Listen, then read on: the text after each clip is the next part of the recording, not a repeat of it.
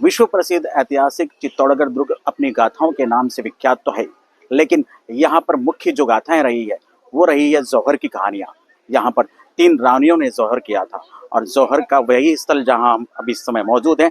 मैं अपने कैमरामैन से कहना चाहूँगा कि इस स्थल को बताएं कि किस तरह के यहाँ की एक गाथाएं हैं। चित्तौड़ दुर्ग में 3 प्रमुख जौहर हुए थे। राजपूत महिलाओं के सम्मान और सतीत्व की रक्षा के सामुत आत्मदाह की ऐतिहासिक घटनाएं हैं, जिनमें सबसे प्रसिद्ध जो है वो 1303 में रानी पद्मिनी के नेतृत्व में अलाउद्दीन खिलजी के आक्रमण के दौरान हुआ था। इसके बाद 1534 में रानी कर्णावती और 1568 में रानी फूल कंवर के नेतृत्व में भी जौहर हुआ है, जो उनकी वीरता और बलिदान के प्रतीक है। और आज भी जौहर कुंड और जौहर मेला श्रद्धांजलि समारोह के रूप में मनाया जाता है।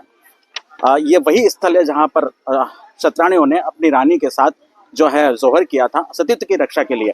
हमारे साथ यहाँ पर मौजूद हैं जो गाइड है यहाँ के, उनसे पूछते हैं कि आखिरकार यहाँ की प्रमुख कहानी किस तरह की रही जौहर की।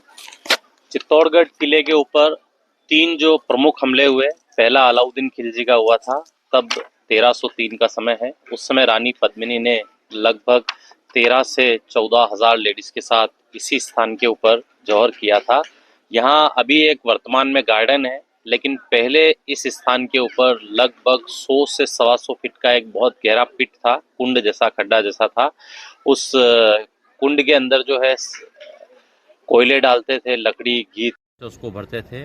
और फिर मेरे पीछे जो आप दीवार देखते हैं, यहीं से लेडीज जो है उस जौहर गेट के ऊपर अपने हाथ के निशान, हैंड मार्क्स बनाने के बाद इसी प्लेटफॉर्म से एक हाथ में श्रीफल और एक हाथ में उनके 2 साल 4 साल का छोटा बच्चा हाथ में होता था, उनको लेके इसी स्थान पर चंडी पाठ करके अग्नि में अपने आप को प्रवेश करवा देती थी। पद्मिनी का जौहर जो है वो मुख्य तरफ रहा है, उसमें क्या कहानी रही और खासतौर पर कितनी क्षत्रियों ने यहाँ पर जौहर किया था?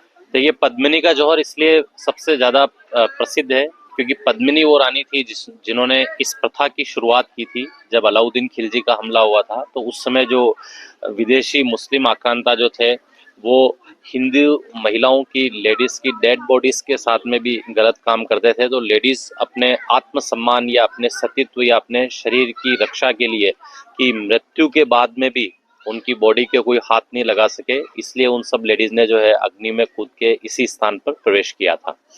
निश्चित रूप से चित्तौड़गढ़ दुर्ग जो है वो बहुत बड़ा दुर्ग है, विशाल दुर्ग है और उसमें मुख्य रूप से जो है ये पद्मिनी का जौहर का स्थल जो है, जो रानियों के जौहर का स्थल है, वो यहाँ पर हम इस वक्त मौजूद है। ये वो जौहर स्थल का द्वार है।